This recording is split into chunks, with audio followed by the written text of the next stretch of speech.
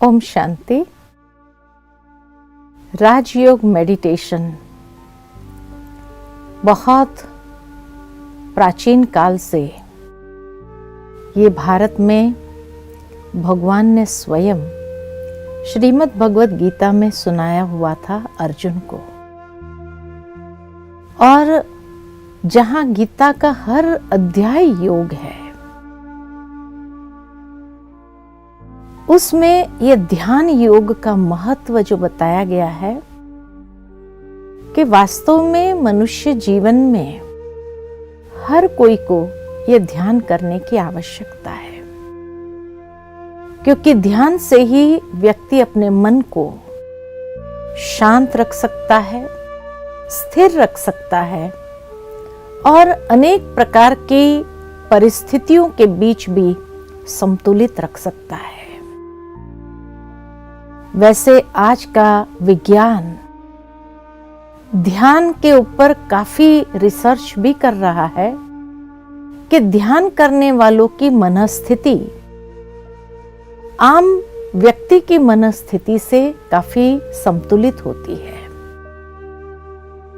साथ ही साथ जीवन में जो अनेक परिस्थितियां, समस्याएं आती है, उन समस्याओं, परिस्थितियों में भी उसका जो दृष्टिकोण होता है वो हमेशा सकारात्मक होता है। और बड़ी से बड़ी परिस्थितियों में भी वो इतना विचलित नहीं होता है जितना आम व्यक्ति छोटी छोटी बातों में भी विचलित होकर के अनेक प्रकार के नकारात्मक रिएक्शंस क्रिएट कर रहा है। और जब इतने सारे नेगेटिव रिएक्शंस अंदर से उभरेंगे तो जरूर है कहीं ना कहीं जीवन के अंदर उसको वो परिस्थितियों के मार लगती रहती है।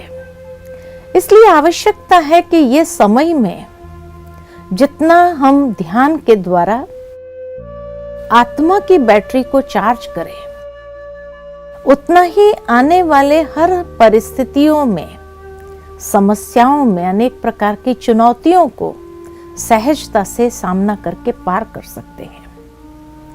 क्योंकि ये बात हम सभी अच्छी तरह से जानते हैं कि आने वाला समय जो है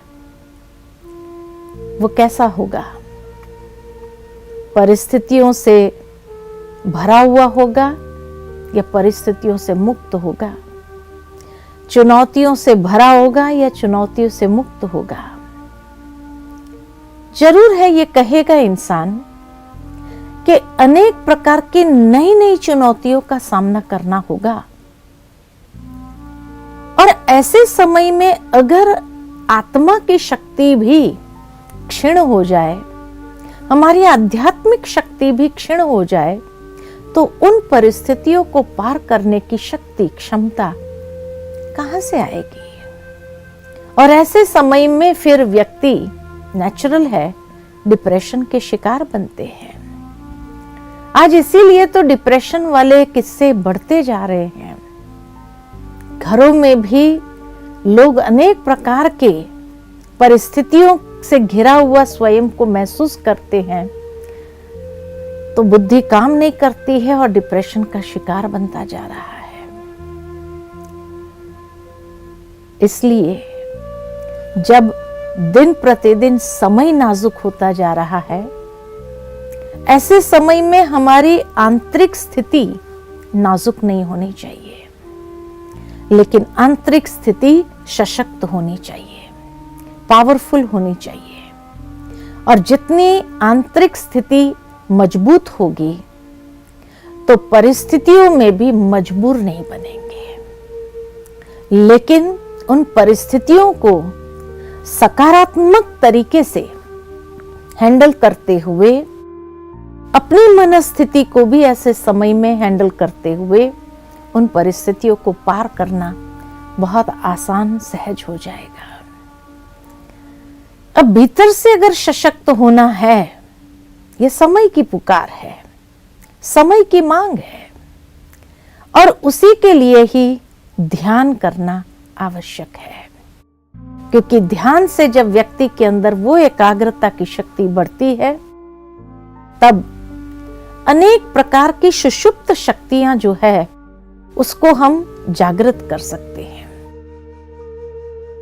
सुषुप्त शक्तियां अर्थात इन परिस्थितियों में जितनी विपरीत परिस्थितियां आए उसको या सहन करके पार करे या उसको सामना करते हुए पार करे। अगर इंसान टूट जाता है ऐसे समय पर, तो जरूर है वो परिस्थितियों का शिकार सहज स्वाभाविक बन जाता है। इसलिए टूटना नहीं चाहिए। वो कहानी याद आती है कि एक बार एक बहुत सुंदर मंदिर था। मंदिर पूरा मार्बल का बना हुआ था। अंदर जो प्रतिमा थी वो भी मार्बल की थी। तो एक दिन जो नीचे बिछाया हुआ पत्थर था मार्बल का, वो उस मूर्ति से बात करता है और कहता है, देखो भाई, हम दोनों एक ही खानी से निकले हैं, लेकिन आज तुम्हारे ऊपर फूल हार क्या क्या चढ़ता है, कितना तुम्हारा सम्मान होता है, कितना लोग जयकारा बुलाते हैं और मुझे अपने पैरों तले कुचलते हैं, रौंदते हैं, मेरे ऊपर से चल के जाते हैं, मेरी कोई भी प्रकार की महिमा स्तुति नहीं होती है। ऐसा क्यों, जबकि हम दोनों एक ही खानी से निकले हैं? तो मूर्ति वाला मार्बल का पत्थर कहता है कि देखो भाई, जब खानी से निकले हम दोनों, तो एक व्यक्ति हमें लेने आया था। उसे तुझे भी मूर्ति बनाना चाहा, लेकिन जैसे ही तुम्हारे ऊपर हथौड़ा छेनी चलाई, तुम बार बार टूटता रहा और इसीलिए उसने तुझे रिजेक्ट कर दिया कि ये मूर्ति बन नहीं सकता, ये बार बार टूट जाता है। वो कार्विंग करना चाहता है, शिल्पकार जिस तरह से उसको शेप देना चाहता है, और तुम टूट जाता है। बहुत प्रयत्न करने के बाद भी जब तुम ठीक से उस छेनी हथौड़ी की मार को सह नहीं पाया, तब उसने तुझे रिजेक्ट करके मुझे लिया। और उस वक्त मैंने इतनी ठोकरें खाई, लेकिन हर छेनी हथौड़ी की ठोकर को मैं सहन करता गया, और सहन करते करते करते मैं एक मूर्ति के अंदर परिवर्तित हो गया। मैंने उफ तक नहीं किया उस वक्त, और इसीलिए जब मैं पूर्ण मूर्ति बन गई, तो आज मैं इस मंदिर में पूजनीय हो गई। भावार्थ ये, जीवन में परिस्थितियां, चुनौतियां, समस्याएं, ये भी हमें घड़ना चाहते हैं, कुछ बनाना चाहते हैं, लेकिन कई बार कई लोग बनने के बजाय जैसे ही परिस्थिति, समस्याएं, चुनौती आती है, टूट जाते हैं। वो मार थोड़ा भी सह नहीं पाते हैं,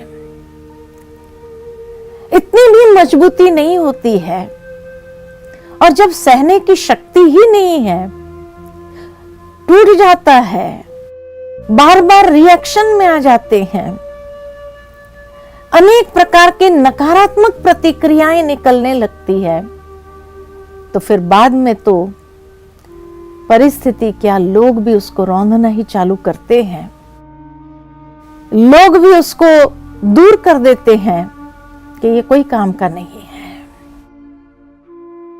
लेकिन जो परिस्थितियां हमें घड़ना चाहती है, उस समय थोड़ी सहन शक्ति अपने अंदर विकसित करते हुए, उस समय अपने अंदर वो मनोबल बढ़ाते हुए, हर परिस्थिति, चुनौती, समस्याओं को सहते हुए हम जब एक पूर्ण मूर्ति के रूप में तैयार हो जाते हैं, तब आने वाले समय में लोग उनको ही अपना आइडियल मानते हैं, अपना आदर्श मानते हैं और उनकी स्तुति करते हैं, उनसे बहुत कुछ प्राप्त करने का प्रयत्न करते हैं। तो जीवन में या पहले या बाद में वो परिस्थितियों को, मार को तो सहना ही पड़ता है। लेकिन जो पहले सह करके सकारात्मक दृष्टिकोण अपनाते हुए जीवन के रास्ते में आगे बढ़ते हैं, जरूर है वो एक मंजिल को प्राप्त कर लेते हैं जहां से लोग उनको आदर्श के रूप में देखते हैं, अपना इंस्पिरेशन का सोर्स मानते हैं। आज दुनिया में जितनी भी महान आत्माएं हो गई, जिनको भी आदर्श मानते, क्या उनके जीवन में कोई परिस्थिति नहीं आई होंगी? उनके जीवन में कोई समस्याएं नहीं आई होंगी? उनके जीवन में क्या कोई चैलेंजेस नहीं आई होंगी?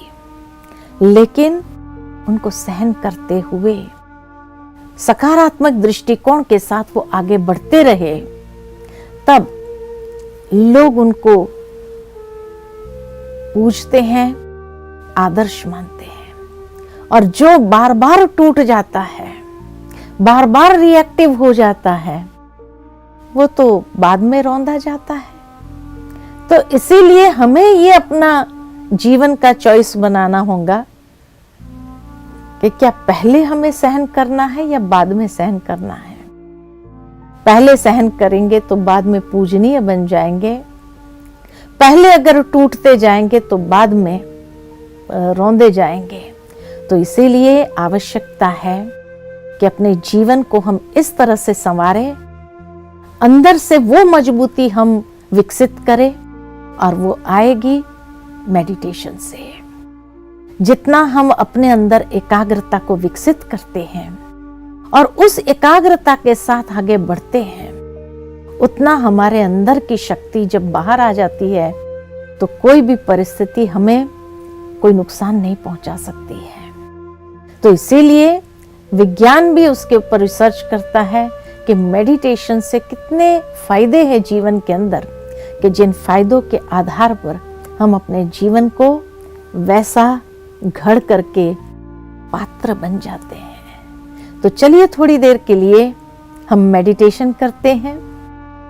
आत्मा के भीतर अथाह शक्ति क्षमता है, और इसीलिए उस आत्म स्वरूप में जब अपने मन को स्थिर करते हैं तो जरूर है कि हम अपने जीवन के अंदर उस शक्ति को बाहर ले आकर के अपने वर्तमान जीवन के अंदर उससे स्वयं को सुसज्जित करते हैं। तो चलिए थोड़ी देर के लिए अपने मन को बाह्य सभी बातों से समेट लेते हैं, स्वयं को आत्म भाव में स्थित करते हैं, महसूस करते हैं कि मैं एक अति सूक्ष्म दिव्य चैतन्य शक्ति हूं।